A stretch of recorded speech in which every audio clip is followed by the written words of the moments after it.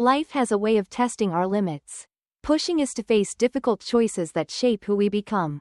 In today's story, we follow Charlotte, a woman who grew up in the shadow of her beautiful and successful sister, Olivia. From family expectations to personal struggles, Charlotte's journey to independence and self-empowerment teaches us the importance of prioritizing ourselves, even when it means breaking free from everything we've known.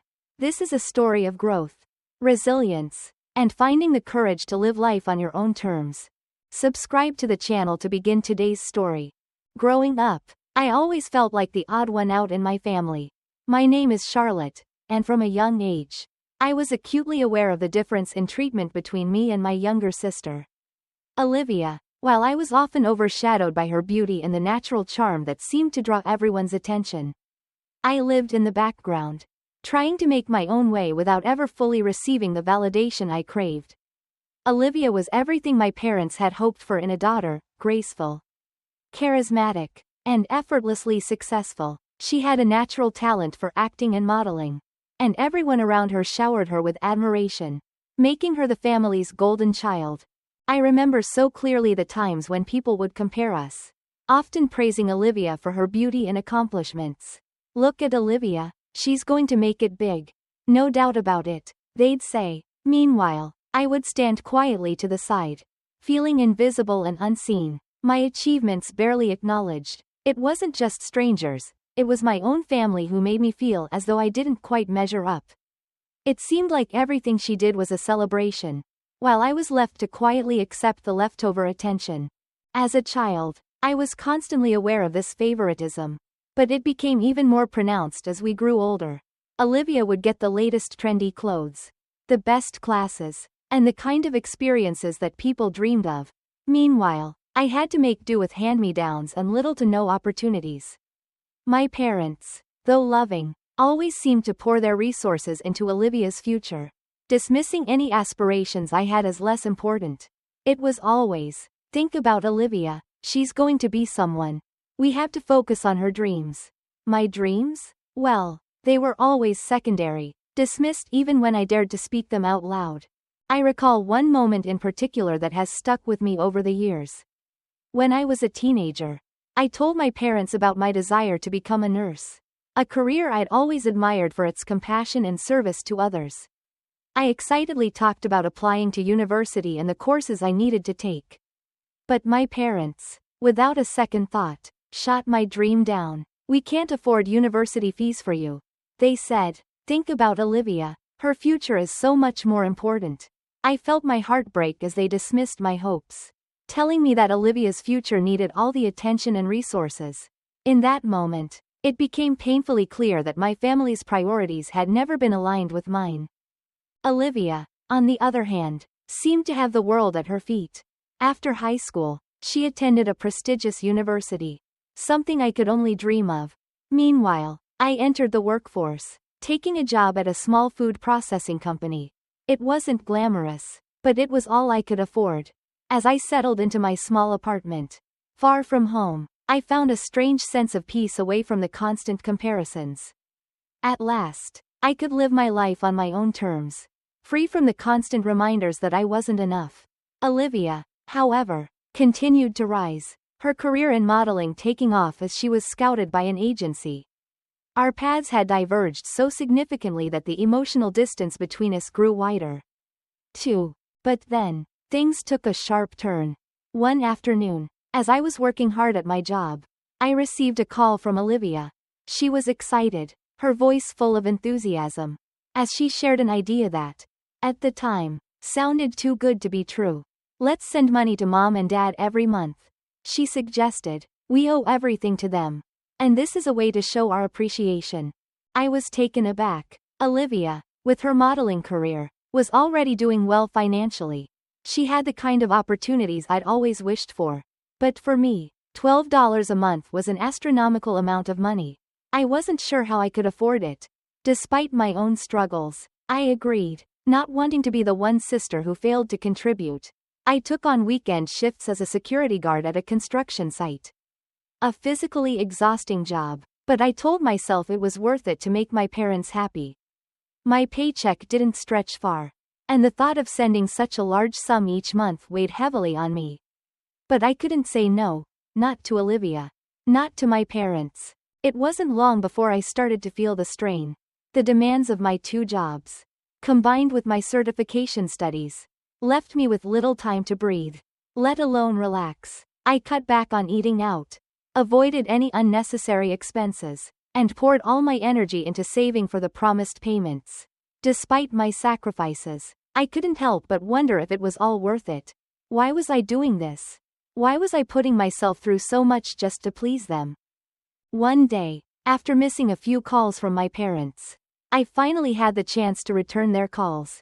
What followed was a series of angry, hurtful words that took me completely by surprise.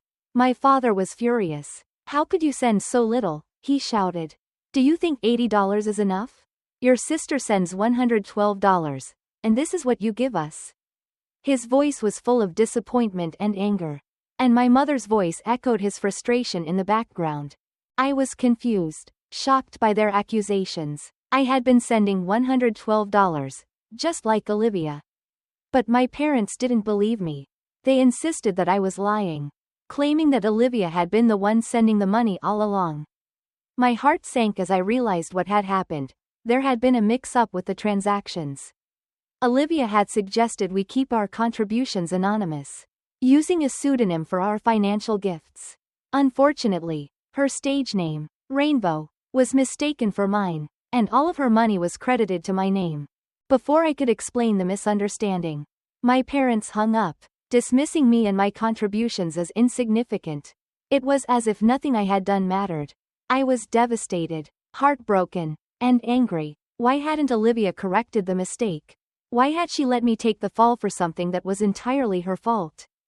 The feeling of betrayal was overwhelming.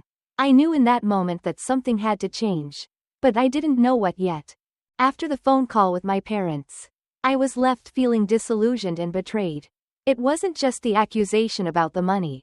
It was the realization that my entire life had been shaped by a series of unfair expectations and comparisons. I had always worked hard to meet the standards set by my parents, but it never felt like enough. No matter what I did, it always seemed like I was being held up against Olivia, who seemed to effortlessly win their affection and approval. In the days that followed, I couldn't stop thinking about the situation. It felt as though I had been carrying the weight of this family dynamic for so long. Trying to prove myself, trying to make my parents proud, but always falling short in their eyes. The financial strain of working 2 jobs while juggling studies was wearing me down. And now, with the misunderstanding about the money, I was left feeling empty. My contributions, my sacrifices, hadn't been recognized. In fact, my parents hadn't even taken the time to listen to my side of the story. I couldn't help but ask myself, why was I putting myself through this? Why was I trying so hard to please people who didn't seem to care about my efforts? I had already given so much, but nothing seemed to matter. The weight of it all became too much to bear. That's when I realized I had been living my life to meet everyone else's expectations, not my own. And in doing so, I had neglected my own dreams, my own happiness, and my own sense of self-worth. The harsh truth was that I had been enabling a cycle of dependency and manipulation. My parents, especially, seemed to take my financial contributions for granted. They never once asked me how I was doing, if I was struggling, or if I needed support. They simply expected me to provide. And Olivia, with her privileged lifestyle, had been leading me on, subtly manipulating me into believing that I had to live up to an impossible standard. I didn't even know if she truly appreciated what I was doing. All of this weighed heavily on me, and I realized it was time to take a step back. It wasn't easy. I had spent so many years living in the shadow of my sister, trying to make myself worthy of love and approval, that I had lost sight of who I truly was. But now, it was clear, I needed to stop. I needed to stop sending money to my parents. And I needed to stop putting myself last in the name of family loyalty. This was the moment I knew I had to make a change. I decided to stop the payments for a few months. It was a difficult decision, one that came with guilt and fear of what my parents might say. But I also realized that if I didn't take this step, I would never break free from the cycle of expectations and resentment that had defined my relationship with them. I had to prioritize my own well-being and financial stability. If my parents truly loved me, they would understand, and if they didn't, then I had to face the fact that I was better off without their constant pressure. The days that followed were filled with turmoil. I felt guilty, and I missed the sense of purpose that sending money home had given me. I wondered if I had made the right decision. But as time went on, I started to feel a sense of relief. It was as though a weight had been lifted from my shoulders. I no longer felt like I was living for someone else's expectations. Slowly, I began to focus on my own life, my own goals, and my own happiness. Then, out of nowhere, Olivia called me. Her voice, usually so full of excitement, now sounded strained and angry. "Why haven't you been answering your phone? Why did you stop sending the money?" she demanded. Her frustration was palpable, and I couldn't understand why she was so upset. After everything that had happened, after the misunderstanding with our parents, she was angry at me for finally standing up for myself.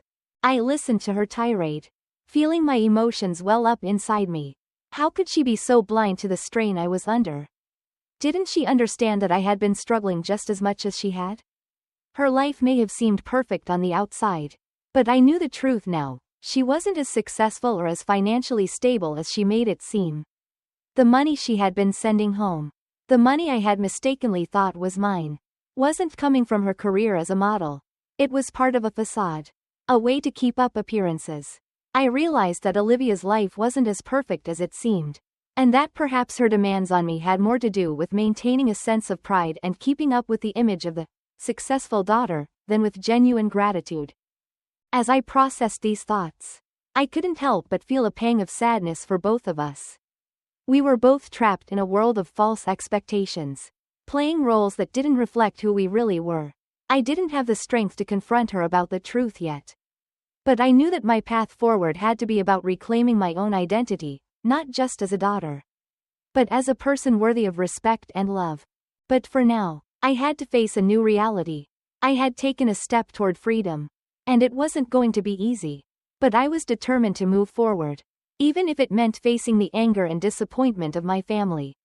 I had learned a profound lesson. Sometimes, in order to truly live, you have to break free from the expectations that others place on you. And that's exactly what I intended to do. The days after my decision to stop sending money to my parents were filled with uncertainty. I had never experienced such a sense of independence. And yet, the guilt weighed heavily on my conscience. I had always been the responsible one, the one who made sure everyone was taken care of, the one who put others before herself. But now, for the first time in my life, I had chosen to prioritize myself. It felt both liberating and terrifying. I spent the next few weeks reflecting on my choices. And despite the emotional turmoil, I began to notice something important. My mental health started to improve. The constant pressure of living up to my parents' expectations had been like a weight on my shoulders. And now, with that weight lifted, I could breathe easier. I felt a sense of peace I hadn't known in years. It was as if I had been carrying around a heavy burden that had now been set down. For the first time in a long time, I wasn't living for anyone but myself. As I focused on my work and studies, I found myself thriving. I had always been a hard worker, but with the added pressure removed, I could finally put my energy into what mattered to me. I dedicated myself to studying for a professional certification that would allow me to progress in my career. I had never really thought of career advancement as something I could attain. But now I had a newfound determination. I was no longer the lesser daughter, I was Charlotte, a woman with goals and dreams of her own. The job I had taken at the food processing company was demanding, but it offered me stability and a chance to prove myself. I worked long hours, often staying late into the evening. But I didn't mind. The work felt meaningful now. I had goals to achieve, and each day brought me one step closer to something better. Even my colleagues began to notice the change in me. They saw the energy I put into my work, the focus I had on my goals. I wasn't just going through the motions anymore. I was driven by a sense of purpose that came from within. Months went by, and the emotional distance between me and my family continued to grow. Olivia, of course, was still a part of my life. But our conversations had become strained. She seemed unaware of the toll our family dynamics had taken on me. The phone calls that once felt like an opportunity for connection now felt like reminders of everything that had gone wrong. I no longer felt like I had to answer to her or anyone else.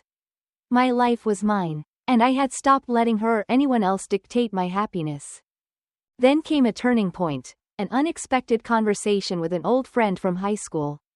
Scarlett, someone I had always admired for her strength and wisdom, reached out to me. She had been someone who understood me long before all the family drama began.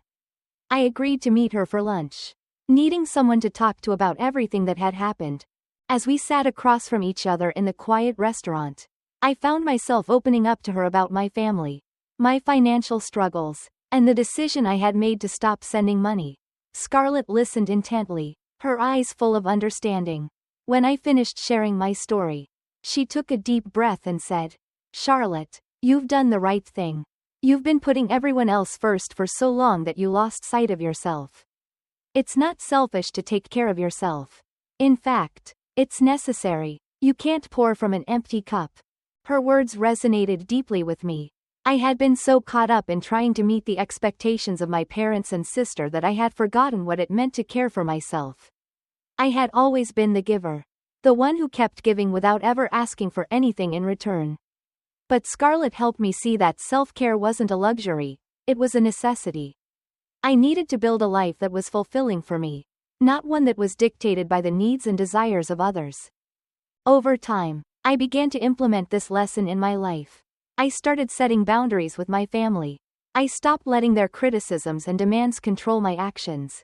It wasn't easy, and there were times when I felt guilty or wondered if I was doing the right thing. But each time I said no, each time I chose my own happiness over their expectations, I felt a little stronger. I began to thrive in ways I hadn't imagined possible. I earned my professional certification and started applying for higher positions within my company. Eventually, my hard work paid off, and I was promoted to a leadership role. I felt proud of myself, proud of how far I had come and the woman I was becoming. I was no longer the daughter who was defined by her family's approval. I was a woman carving her own path, and that path was filled with possibility. In the midst of all this change, I still held onto my grandfather's words. He had always told me that no matter how tough things got, I could push through, just like the Amanda's flowers that bloomed in the spring. I had taken those words to heart, and they had become my guiding light. I was pushing through the toughest times of my life, and slowly, I could feel happiness starting to bloom once again.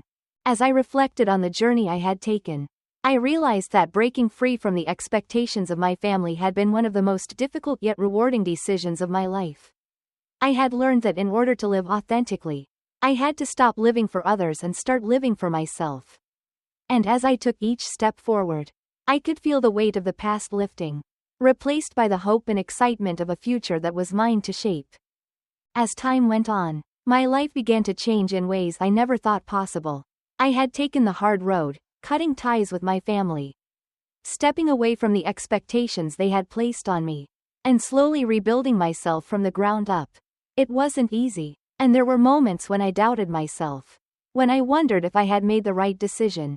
But each day brought me closer to the woman I had always wanted to become, a woman who wasn't defined by her family's love or approval, but by her own strength and resilience. 6 years later, I found myself at Scarlett's wedding. The ceremony was beautiful, set in a quaint chapel overlooking the sea. As I watched her exchange vows with her new husband, I couldn't help but reflect on how far we both had come. Scarlett had always been my pillar of support, guiding me through the toughest times. It was at her wedding that I realized how much my life had changed. I was happy, truly happy, for the first time in so long. It wasn't just about finding success at work, or achieving career goals, it was about finding peace within myself. I had let go of the past, the guilt, the pressure, and the emotional burdens that had weighed me down. I had learned to put myself first, to chase my own dreams, and to live for myself. As the day came to a close, I found myself smiling, filled with hope for the future. I had finally bloomed, just like the flowers my grandfather had spoken of all those years ago. And I knew, as I walked into this new chapter of my life. That I was ready to embrace whatever came my way. Thank you for following my story. Don't forget to subscribe to the channel for more life stories. And may you find the strength to bloom just as I did.